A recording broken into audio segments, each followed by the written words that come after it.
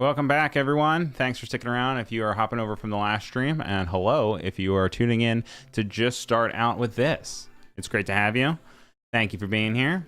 Yeah. Ooh. My name's Ryan Selvey, and I'm a motion designer and a video editor and a graphic designer and illustrator and a cool guy, I guess. Hello to Wade, who is in the chat moderating, as well as everyone over on Behance. Hello to Oliver, Joshua, Apurva. Thank you guys for being here. And today, what are we going to work on? Today, we're working on some cohesion in your motion and video edits. A lot of times you have a lot of different sources from different places, and there are a few different tips and tricks that you can do to make everything feel like it's coming from the same place, whether that is adding color or texture or adding some of these effects that we're going to be going over. We will be mostly working in the After Effects program, but we can also hop into Premiere if you guys want to hop into Premiere. I'll be going off of tips and questions and comments that you have in the chat. Just by all means, let me know. So let's not waste any more time and hop in. I recently switched over to light mode during the day, and it is quite distracting, I'm realizing, when I'm streaming here. So we're going to blow this up just a little bit more. That way it's all black, and so it doesn't blind everybody that's watching. Okay, so we have a blank slate here that we can explore and hop into plenty of stuff. I have downloaded a few assets all from different sources, one of them being the National Archive, which is cool because it has a bunch of free footage that you can use. And I wanted to share some footage that we have of some concession stands type animations and footage. I'm going to go ahead and just create a new comp from selection. And we can see as we play it through, we just have some grainy old footage.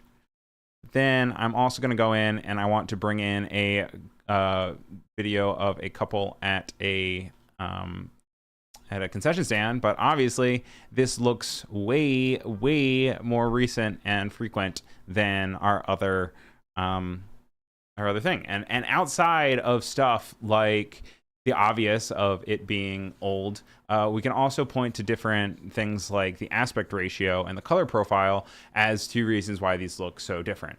Also, the frame rate is different. We have a whole swath of reasons and explanations as to why it looks different. Aside from the fact that one is old and one is new, there are more things that go into it. You can still make it feel similar, even though they have different vibes. So the thing that I want to do first is I want to actually keep the aspect ratio of the older one and fit this newer one into that scenario. So I'm going to go ahead and just open up our snack bar animation. It's actually super tiny, it looks like. So what we're actually going to do is going to go to File, Scripts, and Scale Composition. And what this will do is this will just scale everything up. You can either do it by a scale factor, width, or height. And so let's go to the scale factor and let's just go ×2. Just because it's nicer to have a little bit bigger. It's still kind of grainy, but the grain is okay because it's going to be, it's going to be part of the aesthetic. So I'm going to go and take the footage that we have of the couple, and we're going to place it into the same composition. And just as before, we'll notice immediately it's very different. I want to make sure we keep the popcorns in there. But we're going to say that it goes from here, and then switches over after like 2 seconds, then being like, yo, we want some popcorn too. He points to it as well. And what we could do is we could add just all this layer. We could also pre-compose it if we want to. But the first thing that I'm going to do is I'm going to add a posterized time to this, because the way that it works is it looks like this is a lower frame rate. We would assume it's like 12 or something, just because it is a animation, and stop animation normally does things like 12. So if we switch it to 12, you can see that it kind of brings down the jumpiness of it. And if that's not even working, we can even bring it down to 8 maybe.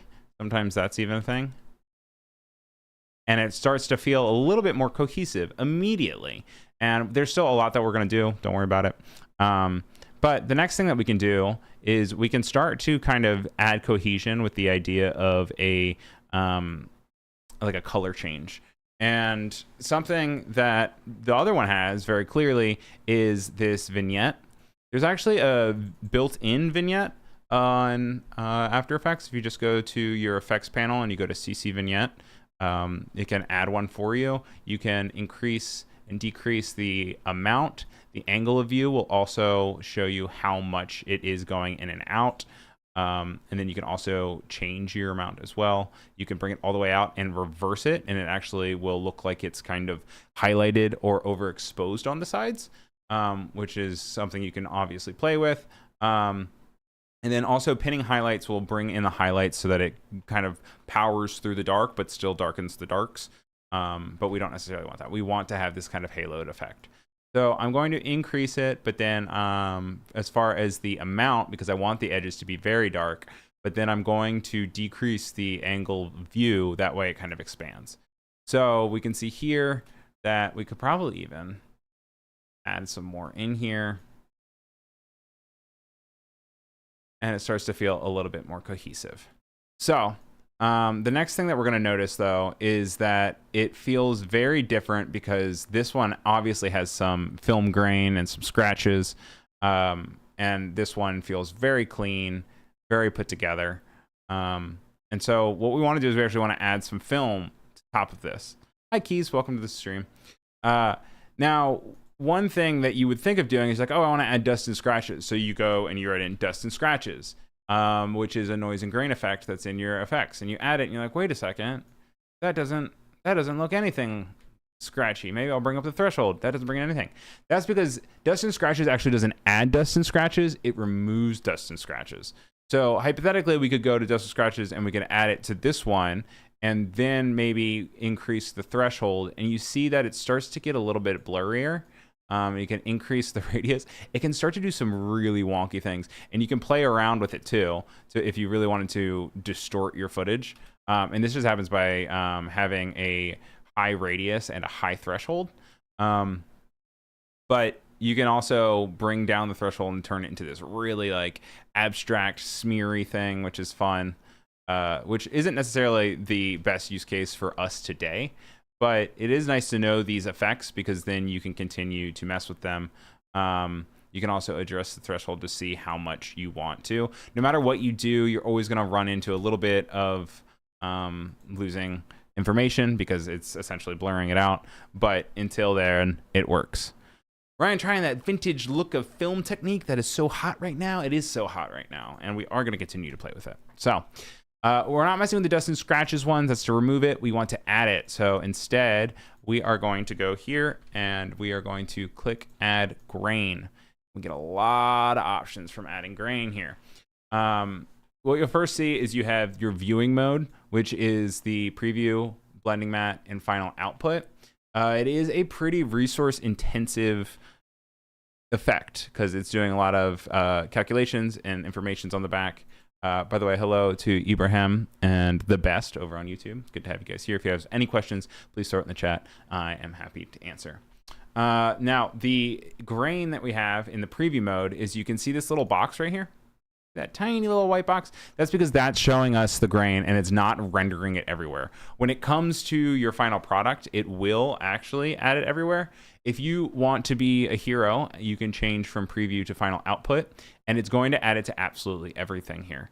Now, you'll see that as I play it, my playhead is going to struggle a little bit. What we can do, honestly, to also mess with it is if we want to see it in everything, is bringing the in and out points down.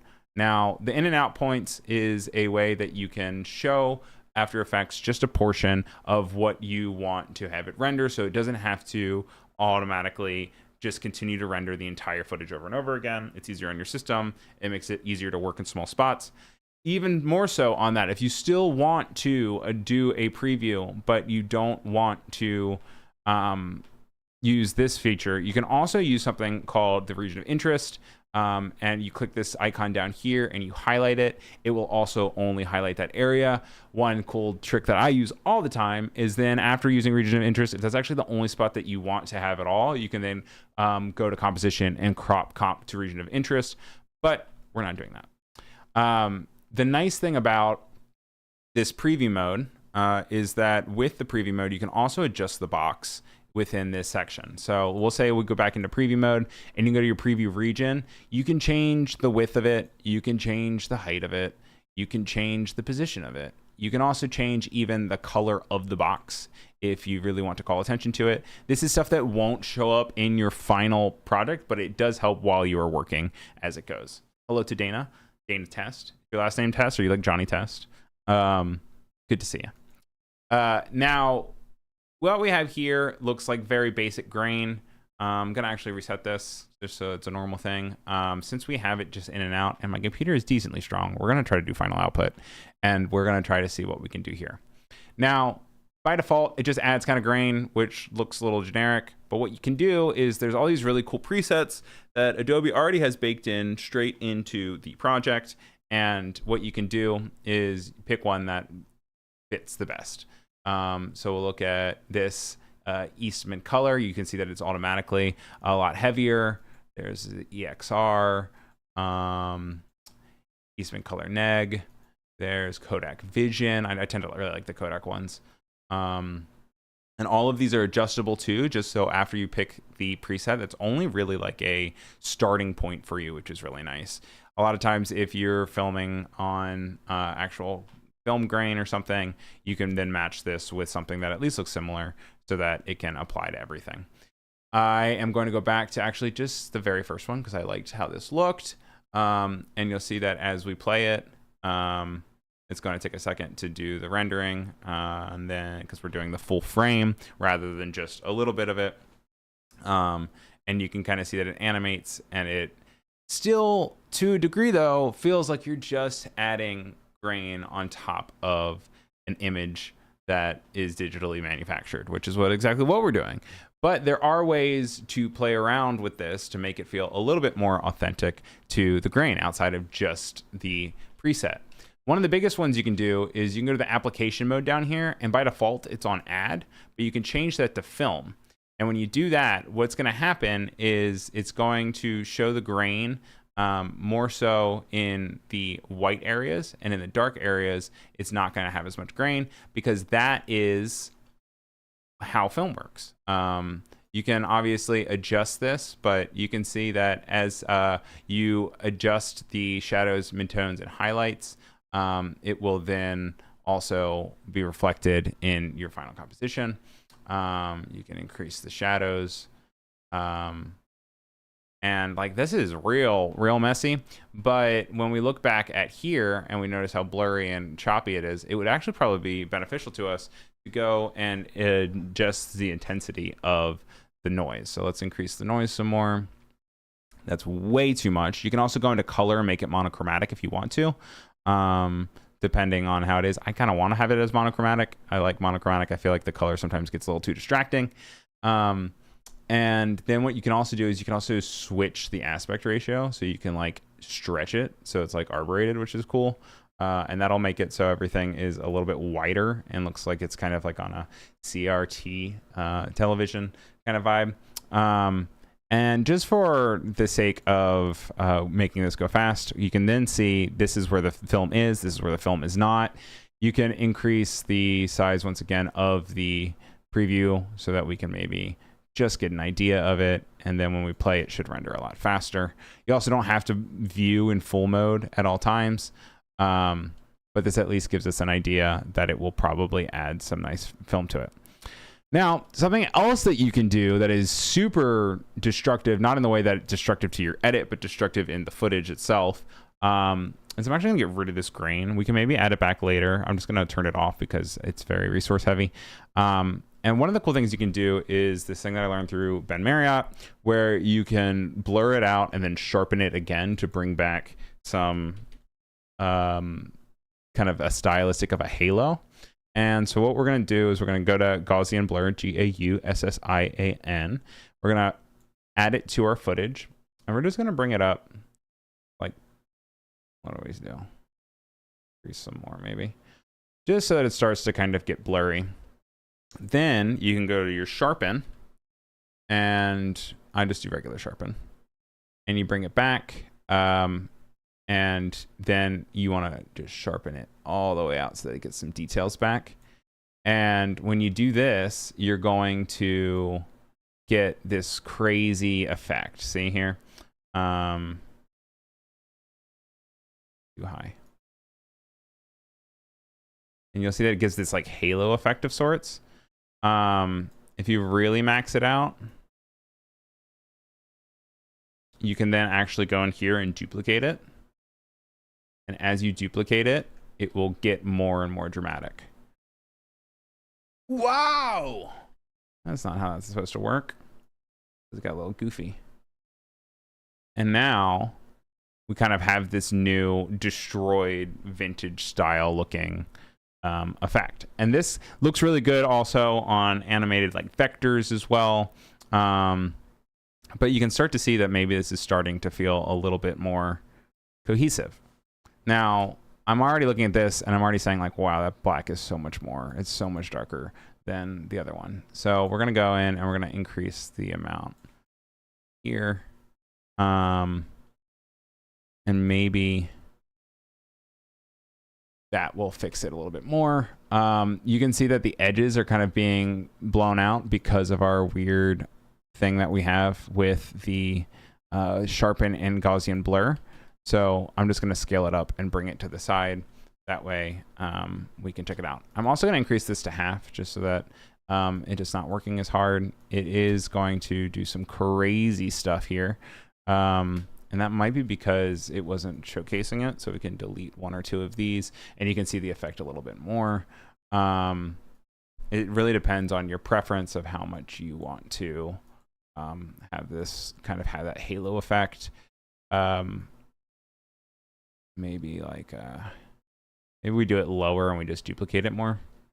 And that way it won't be as crazy. Yeah. Okay. Now, I don't want to do that. This, right? Looking a little bit better.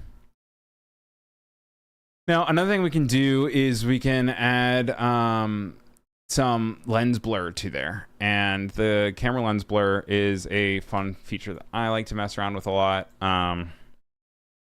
You can do some really fun stuff that feels like bokeh. You can change this to square. And what you might actually have to do here even is you might have to put it underneath the other stuff that we already worked on. Just because your layer panel and your effect panel are actually layer sensitive in the sense of like what is on top is what gets applied first and what is on the bottom is what gets later added on. So when you're approaching your effects, just keep in mind that whatever you have at the top is essentially the new canon for your work. So when you're in here and you decide that this is like what you want the footage to be like, the next effect isn't going to be adjusting that effect without any implication of the effect that you already have. It's going to assign that effect to that footage and then put the file or the effect on top of both the effect and the footage as one so that it's then affected. So sometimes if you move your effects around, then it's going to give you different results, which is what we just did with moving the camera lens blur. And I'll show you that a little bit more dramatically. If we bring this blur radius like all the way up here, it looks insane. If you go and you bring it down here, it's going to adjust the way that it looks. So there you go, the top, the bottom. You see how like there's different shades and stuff that are coming in because the Gaussian blur has not been added to the bottom here. So we don't want it to look that insane. We're gonna hit reset. It'll go back to all our defense things. We're gonna go to square. And just as you slowly bring it up, you're gonna notice that there is a there's like a kind of additive to everything that you have. What you could do is you can also go to layer, new, solid. And from your solid, you can add some fractal noise. And add that to your solid. Now what it's gonna do is it's just gonna add like this crazy mesh of black and white. And we are going to utilize that black and white as a means to I feel like I'm at the bottom of my little screen. Hello, down here. Now you can animate this if you would like to by clicking Alt-click here, and we're just gonna say time times one evolution. Does that work? No, let's do times 4. Oh, maybe not. We could also do loop out, maybe. Oh, but loop out is going to be... What if we do loop time? Is that what that is? It's been a while since I have. No. We'll just do evolution. We'll give it here. We'll give it 1 second. Say 1. I'm sure there's a better way to do it. And then this is going to give us the loop out cycle, which then will make it animate like this. Which you could also just do loop out continue. And loop out continue will make it so it doesn't do that jump back. And that way the loop out does. But you're like, Ryan, why are we doing this? We can't see anything. Well, the cool thing is you can make this invisible. And then if you go back to our footage over here, with our blur, we can actually tell the blur map to be the dark purple solid. And within dark purple solid, it's going to add some blur in the areas where there is white. So just like a map that you would use within Photoshop, you can use the, also again, great note from Roland. Says, open the layer panel for the animated clip. This will allow you to view both the comp where adjustments are made and the target clip. Oh, yeah. Heck yeah, dog. Open layer panel for the animated clip. This will allow you to view both the comp where adjustments are made and the target clip. Like you want like a source monitor kind of thing? Or you're talking about like taking both so that then we have, that's what we say, like this, so that you can switch between the two, so you can see it as adjusted before and after. Is that what we're looking for?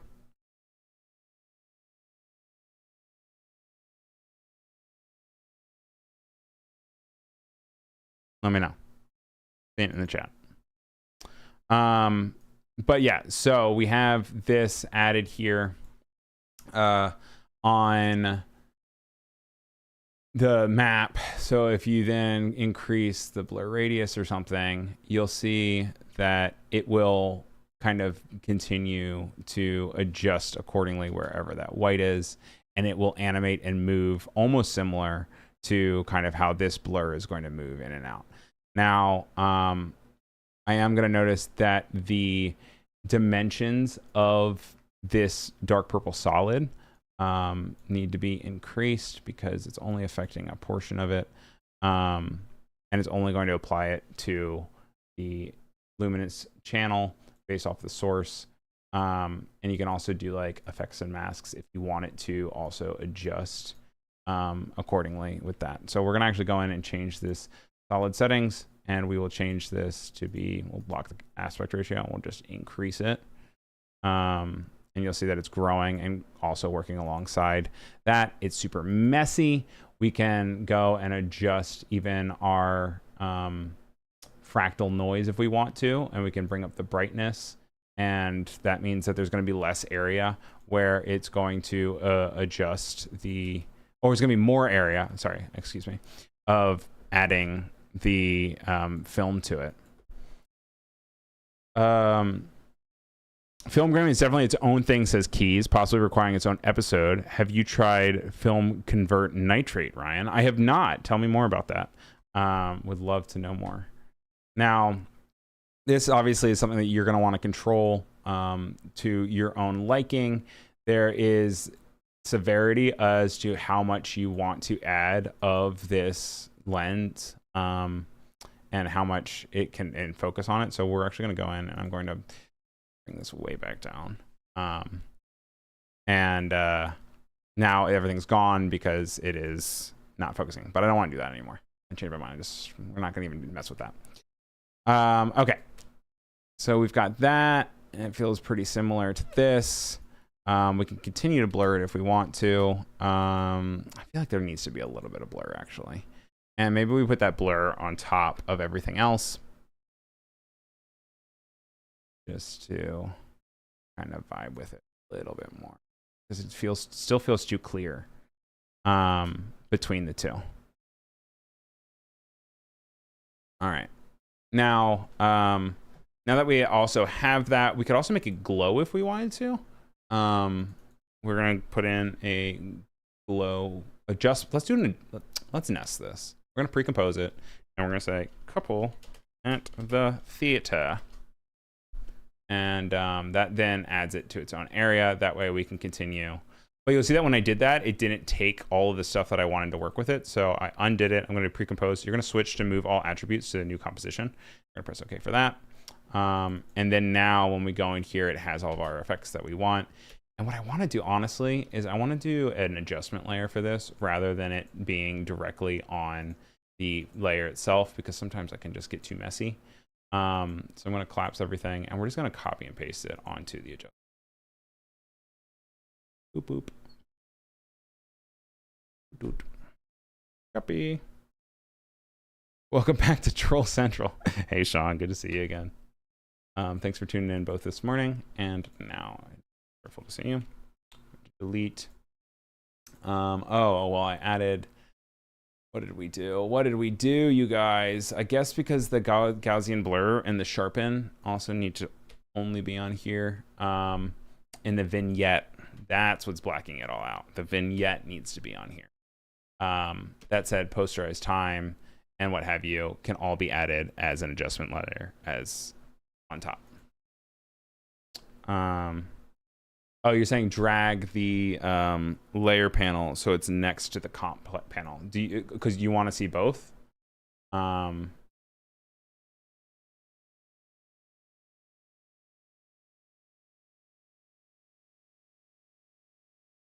way you can have both.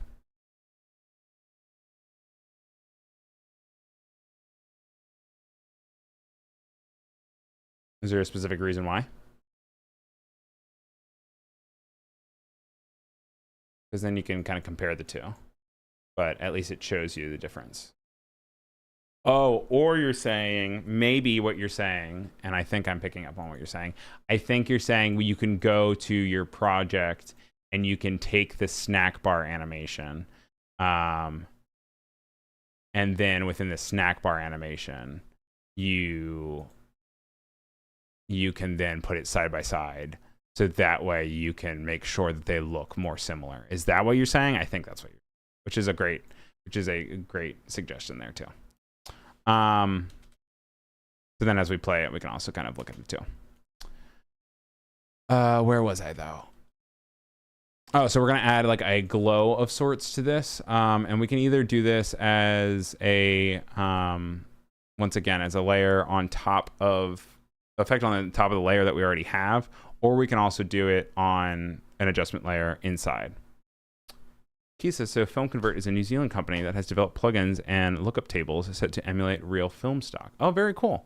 But yeah, one of many such producers I found. I'm just familiar with them. Yes, and also another thing that we could do, and I have some as well, is if you don't want to go in, maybe your system isn't strong enough to take all of this, what you can do is we're going to turn off the noise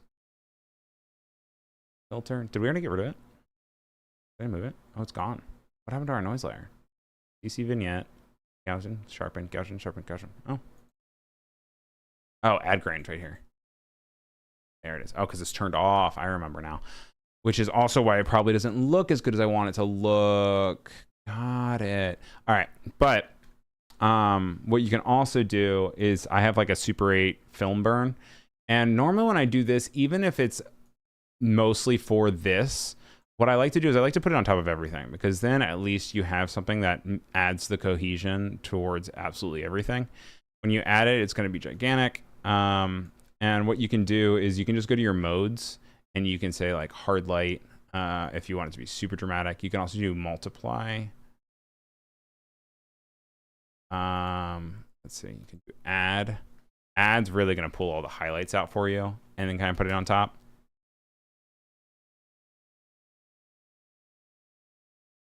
And you're gonna see we're gonna have to really destroy that other one more, because just when you're like swapping between the two, and also sometimes this is a little too heavy-handed, you can go into here and you can hit like 50. What this missing that is also missing though is if we're gonna go in, let's add a glow to it.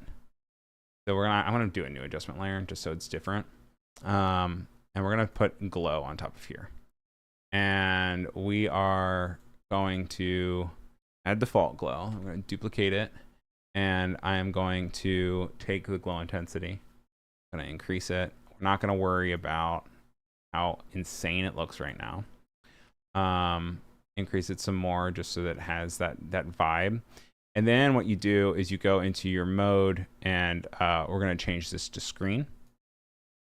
And then you can go in and you can bring down like, oh wait, you still have to put the curve on top of it. I'm sorry.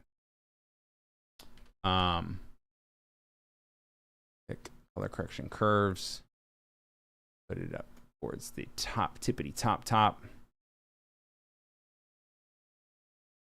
Change this to alpha.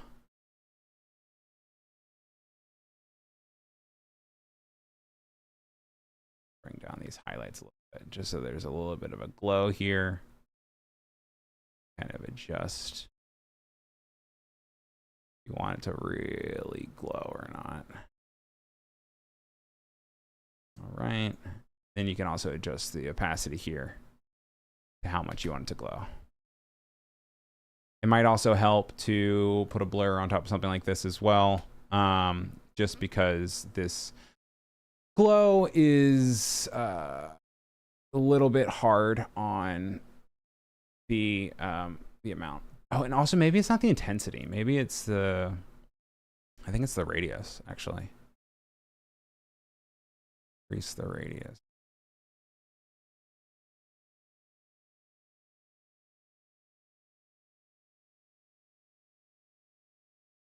My poor system is humming. I don't know if you guys can hear it or not.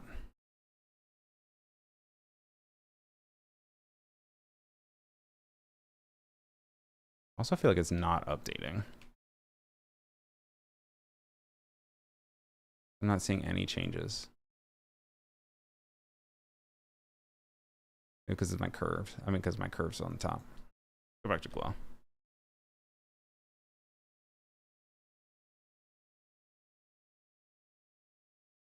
Yes. Okay. I was like, I am crazy. All right.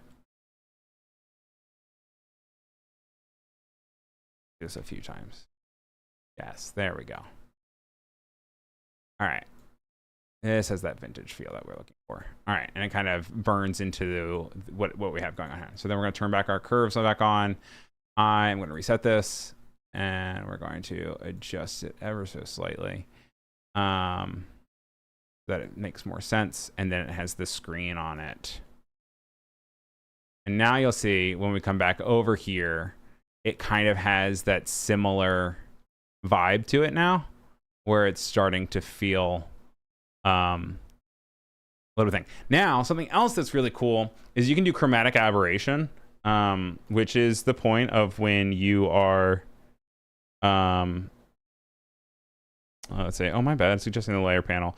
Should have been the footage panel, and there is sort of design bug in the layer panel. In my opinion, there's no way to unlink his playhead to the timelines panel. Oh, okay. There, yeah, there's ways like pinning and stuff. I tend to normally work in one view a lot of times, but yeah. Oh, Kendall's here. Hi, Kendall.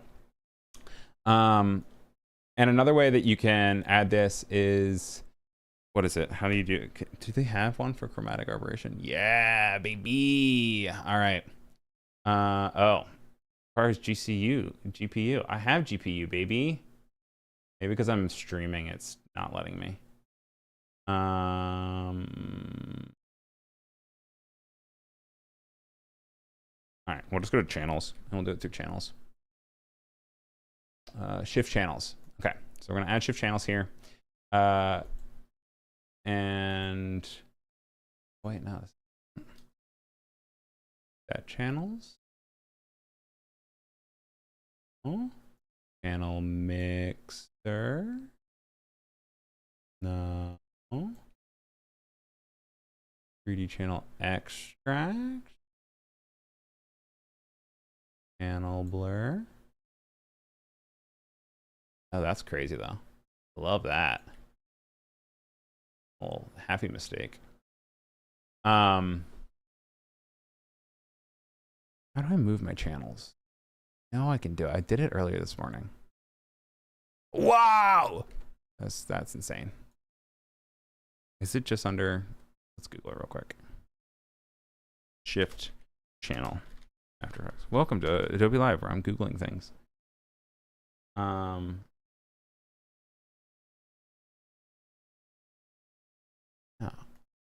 Shift channels. Big red. You. Oh, that's crazy. Big green from blue. I think it's all weird. I guess what we could also do is we could also duplicate and kind of move to the side just a little bit. And then you can add like a, see, not a soft light. Do exclusion. Yikes. That's if you want it to look like it's the 1800s. Let's see.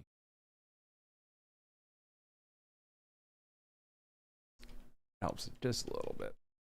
But it has kind of like this offside.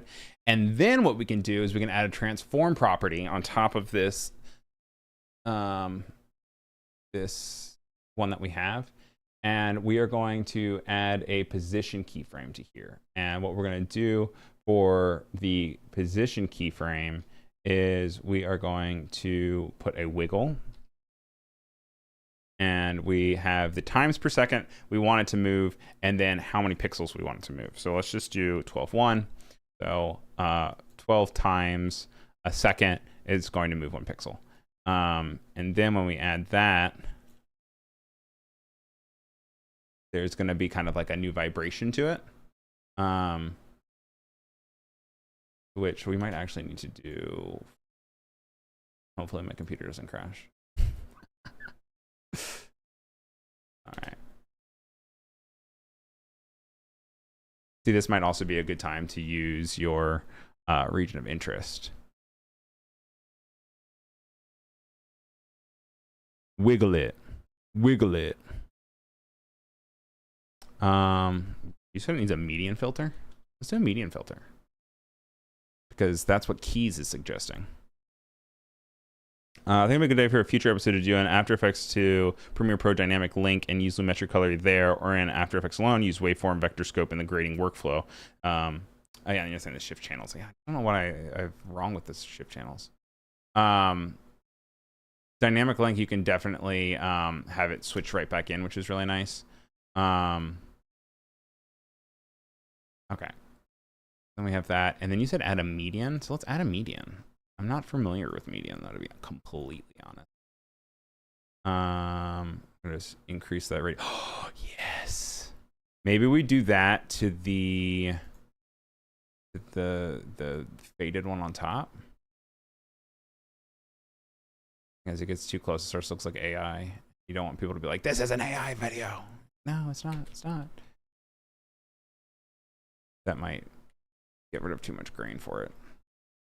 Maybe it's within here. We add it. We add it to the actual footage. Increase the radius, and it dies a little bit on the inside. All right, let's do like a 2. All right, then we come back out, and it's starting to feel good. And since we were just moving around with the blur, oh, I did posterize at 8 frames per second. You're very right, which means that the wiggle doesn't make sense. So we can say 8 and 1. Smart. And also for this, we can also always increase or decrease the amount. Also haven't saved, so this is all like being cached. Oops. Oopsies. We're just going to say cohesive stream. And then one last thing before we do the tilt shift, because I did say we were going to do tilt shift, which I think about is a lot of times if you just go in and you can do a new adjustment layer, you can then add Lumetri color here. I know that they were saying in the YouTube chat that we should do that definitely in oh, because yeah, you do have to move it over. Okay, so you could always do curves, and apply curves to an adjustment layer. and that also can help it, but it's not going to be as precise as Lumetri colors or lookup tables. But like you can also at the end just kind of mess with curves a bit so that it applies to everything and has a similar pool to all of your footage even before you do any like color correction, because this will at least give it all a similar base of saying that everything was kind of affected in the same way. Now to that point, probably using dynamic link and switching it is going to be better. And then the very last thing that I'm going to do, because we have like 10 minutes left, is I wanted to show you guys how to do this fake tilt shift. We're going to go in here. I'm going to go new comp from selection. We don't need it to be 16 seconds long. It looks just like normal footage right now. I'm actually going to scale it down so it's a little bit easier on the system. Same thing, go to scale composition, width, and we'll just say 1920. Scale that to there. And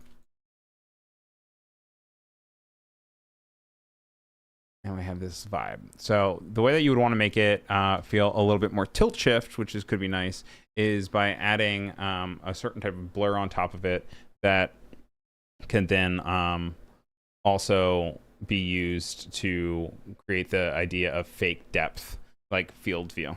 So I'm just going to go ahead and add a compound blur. I'm going to add it here. It's doing some crazy stuff here. And what we're going to do is we're going to actually add a new solid. And then we're going to go to we're going to change this. The dark purple solid is going to be it. We're going to make this invisible. Well, actually, before we do invisible, let's do a gradient ramp. And I'll show you guys that when you add this gradient ramp,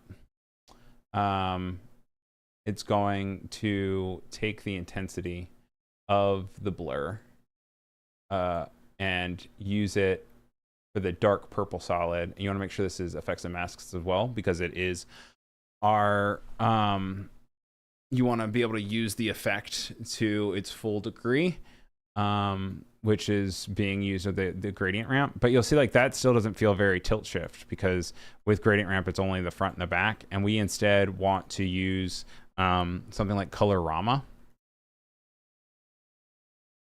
And when you add colorama, it's going to add this crazy thing, which we don't necessarily want. And the preset palette is solarized gray. There it is. And now that's opposite if we want, because we want the sides to be blurred and not the inside. So where is that invert button?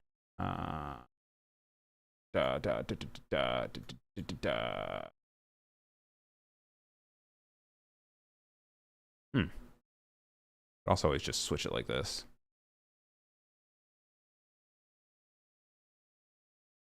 There we go. And then as we hide this now, you're starting to kind of get this idea of a tilt shift, but it still does not feel strong enough for me. And what you can also do is, rather than colorama, you can also do the gradient with the new 4-color gradient. And with this, it's going to be a little trickier because it's going to have weird selections. But you could essentially use a 3-color gradient, a 4-color gradient as a 2-color gradient. Sorry, a 4-color gradient as a 3-color gradient.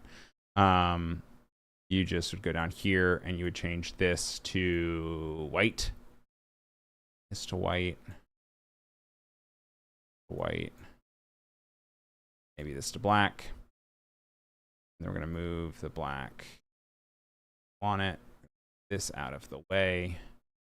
And then for your blend, you can increase it a little more.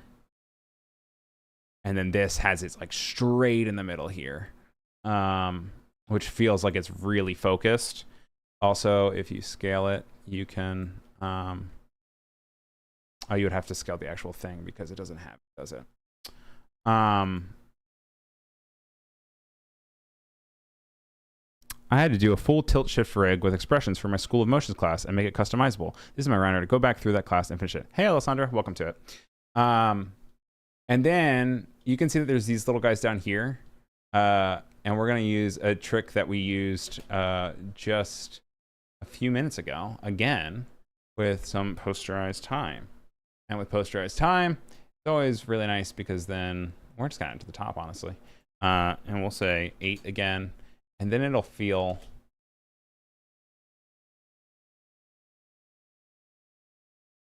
hypothetically it's supposed to be like it's. That doesn't look like 8 frames per second at all. Let's add it straight to here. See if that fixes it. 8. There it is. All right.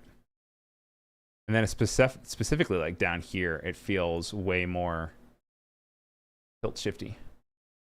And then to the same effect, we could also make it jump around a little bit because let's say you're like not your best at stop motion, which makes it feel a little bit more connected.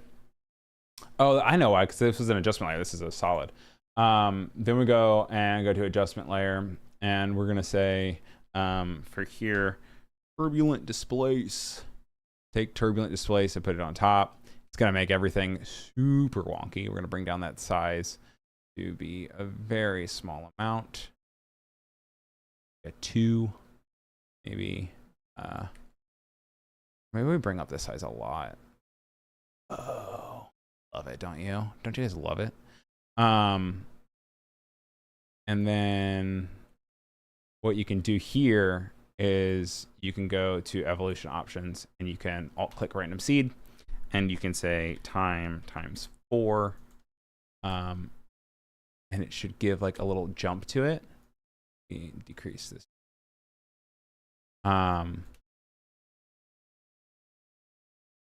Where now it kind of has almost like a painterly feel to it. And then you could also hop in. I'm thinking that we could size and just decrease the amount maybe.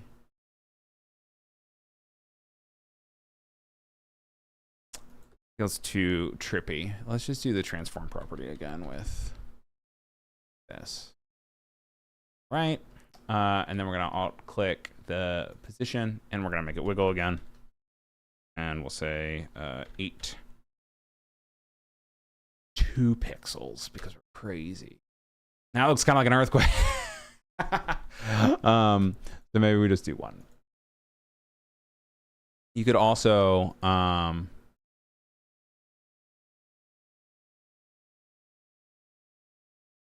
animate the amount of the tilt shift gradient as well if you wanted to. You could change the jitter. You can change the blend and it will adjust accordingly. So maybe you want to do the same thing here where we wiggle 1, 8, 1. Let's see. And that'll change the value 8 times in a second, 1 amount. So maybe we need like 15, you know? And then that way I'll also kind of add this blur that's going in and out that is adjusting the perception of depth that we also have here. Now, let's say that we would go back to our other one. Also, are there any questions? Any suggestions? What are you guys thinking here? I think I had one more piece of footage with some concession stuff if we wanted to look at that. Yes, there's this old classic car interior that we can bring into our product. And we're going to say new comp from selection. And we have this kind of slow pan.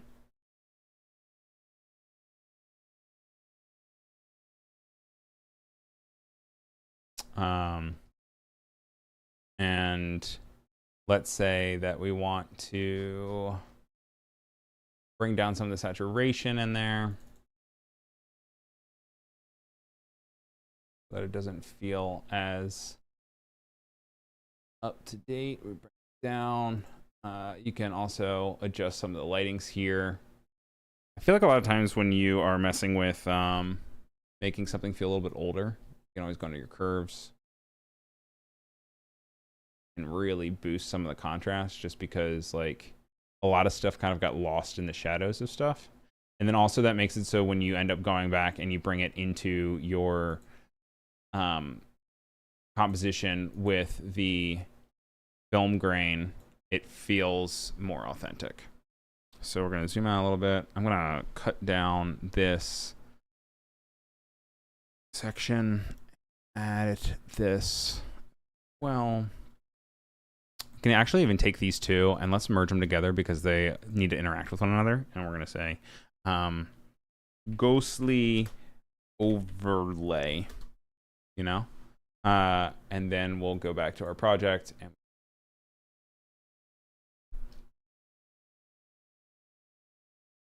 this size it, and make sure that the film grain is still on top of it.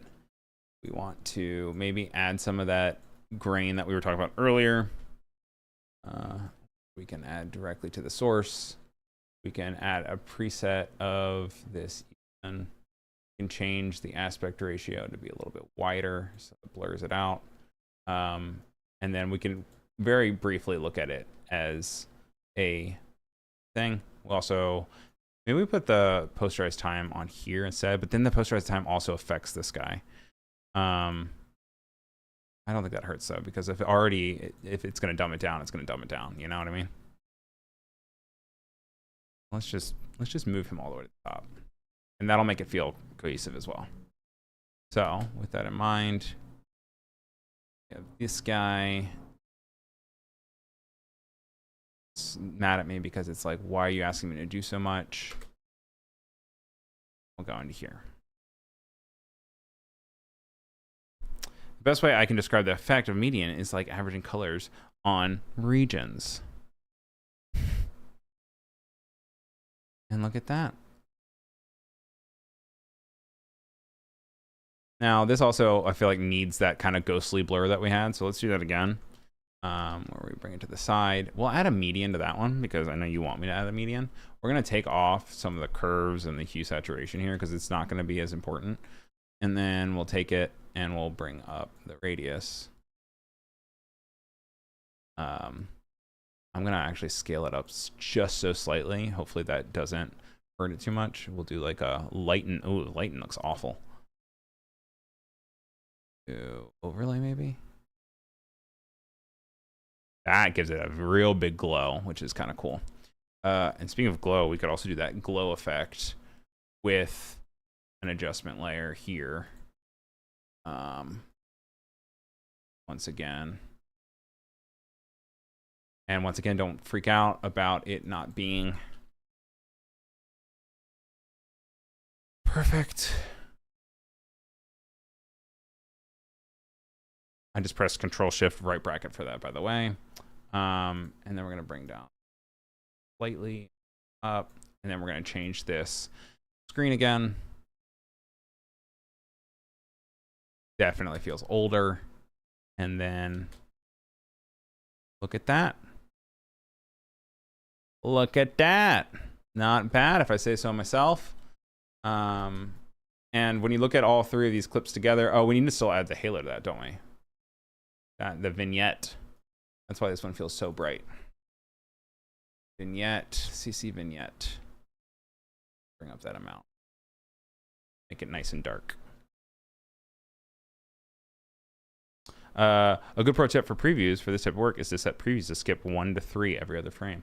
Oh, that is. I'll have to include that in the next one.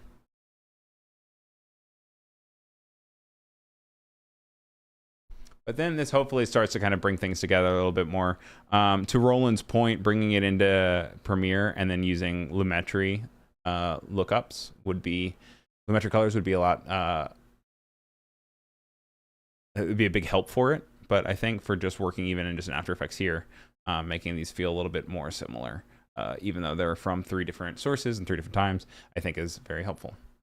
So Thank you everyone that joined in chat. Appreciate you guys. My name is Ryan Selvey. I am online everywhere as Ryan Selvey, RyanSelvy. You find me on Blue Sky at ryanselvey.com. On Instagram, just as Ryan Selvey. And if you don't want to type that in, just go to ryanselvey.com and I have links to it. But thank you guys for being here. Thank you, Wade, for being a wonderful moderator. And I hope to see you guys all real soon. All right. Bye, guys.